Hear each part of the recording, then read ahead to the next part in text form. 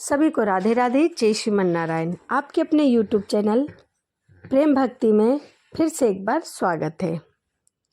आज हम सुनेंगे माघ मास की कथा अध्याय 13। तो चलिए मन में श्री हरि का ध्यान करते हैं और आगे की कथा का श्रवण पान करते हैं।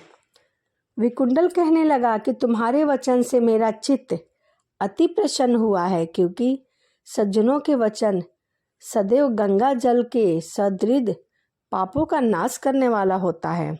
उपकार करना तथा मीठा बोलना सज्जनों का स्वभाव होता है, जैसे अमृत मंडल चंद्रमा को भी ठंडा कर देती है। अब कृपया करके मुझे यह बतलाइए कि किस प्रकार मेरे भाई का नरक से उद्धार हो सकता है।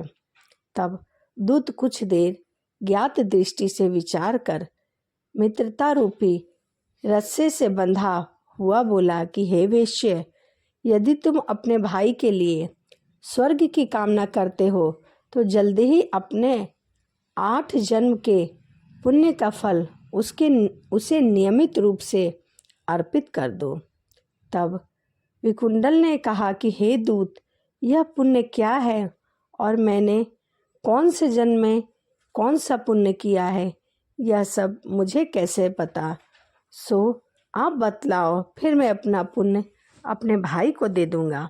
मुझे तो नहीं पता कि मैंने कौन से जन्म में कौन सा पुण्य किया है।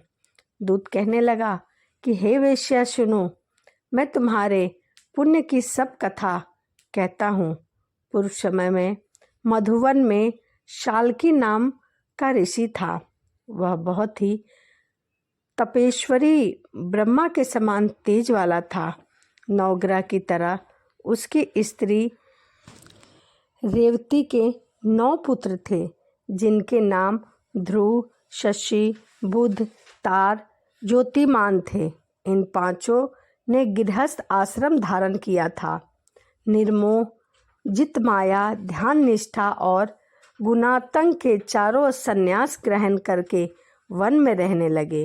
वे शिखा सूत्र से रहित पत्थर और सोने को समान समझते थे।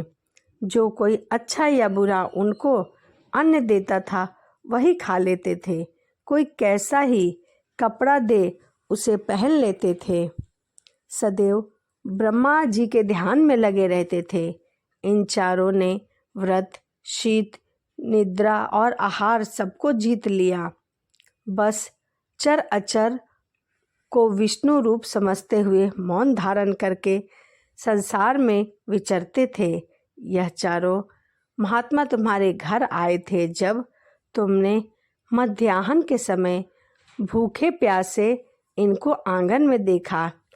तब तुमने गदागद कंठ से आंखों से आंसू भरकर इन्हें नमस्कार किया और इनका बहुत ही आदर सत्कार किया।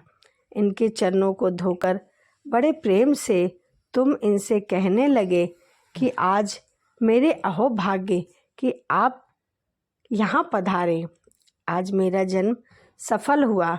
मुझ पर भगवान प्रसन्न हुए। मैं सनाथ हूँ। मेरे माता पिता, पत्नी, पुत्र, गौ आदि सभी धन्य हैं जो आज मेरे श्री हरि के सदृश आपके दर्शन हुए हैं।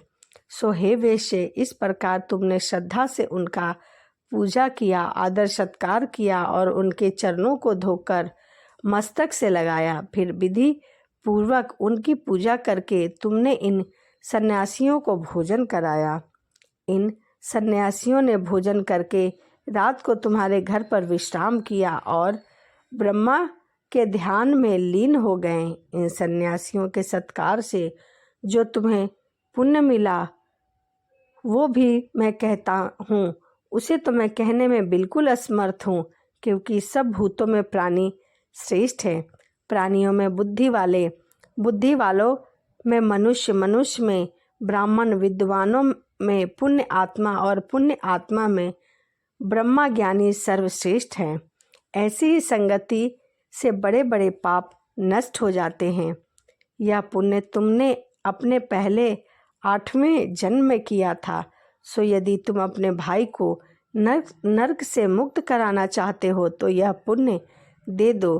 सो दूत के ऐसे वचन सुनकर उसने प्रसन्नचित्त से अपना पुण्य अपने भाई कुंडल को दे दिया और वह नरक से मुक्त हो गया और दोनों भाई देवताओं से पूजित किए गए। जब दूत अपने स्थान को चला गया, इस प्रकार वेश्या के पुत्र विकुंडल ने अपना पुण्य देकर अपने भाई को नरक की यातना से छुड़वाया। सो हे राजन, जो कोई इस इतिहास को पढ़ता है, सुनता है, दूसरों को सुनाता है, वह 1000 गोदान का फल प्राप्त करता है। तो यह माघ मास की कथा अध्याय 13 थी। वीडियो आपको कैसी लगी कमेंट में जय श्रीमन नारायण लिखना ना भूले। इसी के साथ वीडियो को यहीं समाप्त करते हैं और आपसे मिलते हैं अगली वीडियो में। सभी को राधे राधे, जय श्रीमन नारायण, हरे कृष्णा। सभी को राधे राधे, जय श्रीमन नारायण। आपके अपने YouTube चैनल प्रेम भक्ति में आपका फिर से एक बार स्वागत है और इसी के साथ आज हम सुनेंगे माघ मास की कथा अध्याय 14। तो चलिए करते हैं मन में श्री हरि का ध्यान और सुनते हैं आगे की कथा। कार्तिवीर्य जी बोले कि हे विप्रिय श्रेष्ठ, किस प्रकार एक वैश्य माघ स्नान के पुण्य से पापों से मुक्त होकर दूसरे के साथ स्वर्ग को गया, सो मुझसे कहिए। तब दंतात्रेय जी कहने लगे कि जल स्वभाव से ही उज्ज्वल, निर्मल, शुद्ध, मलनाशक और पापों को धोने वाला है। जल सब प्राणियों का पोषण करने वाला है।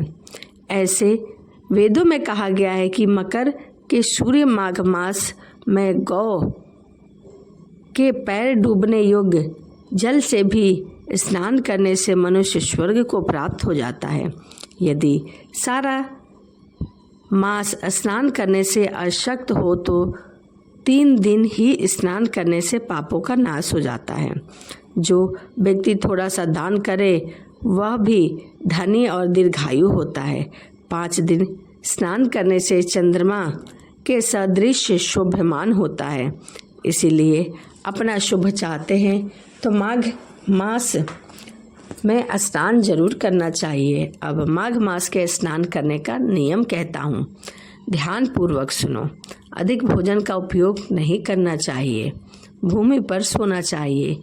भगवान की त्रिकाल पूजा करनी चाहिए। ईंधन, कंबल, वस्त्र, जूता, कुमकुम, धृत, तेल, कपास, रुई तथा अन्य का दान करना चाहिए।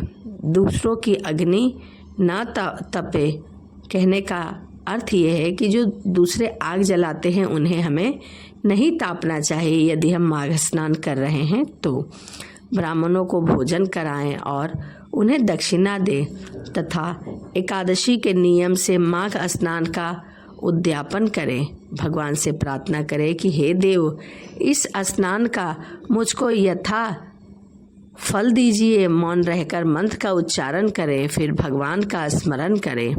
जो मनुष्य श्री गंगा जी में माघ में स्नान करता है वह 4000 युग तक स्वर्ग से नहीं गिरता, वो वहीं रहता है। जो कोई माघ मास में गंगा और यमुना का स्नान करता है वह प्रतिदिन 1000 कपिला गौ के दान का फल प्राप्त करता है। तो यह माघ स्नान की महिमा थी। माघ मास में हमें जरूर स्नान करना चाहिए। यदि आप कर सके तो 11 दिन करें। यदि आपके पास समय नहीं है तो 5 दिन करें।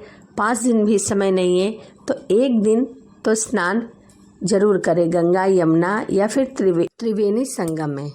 तो यह माघ मास के स्नान की कथा थी अध्याय 14। वीडियो आपको कैसी लगी कमेंट में राधे राधे लिखना ना भूलें। तो चलिए इसी के साथ वीडियो को यहीं समाप्त करते हैं और आपसे मिलते हैं अगली वीडियो में। सभी को राधे राधे, जय श्रीमन नारायण।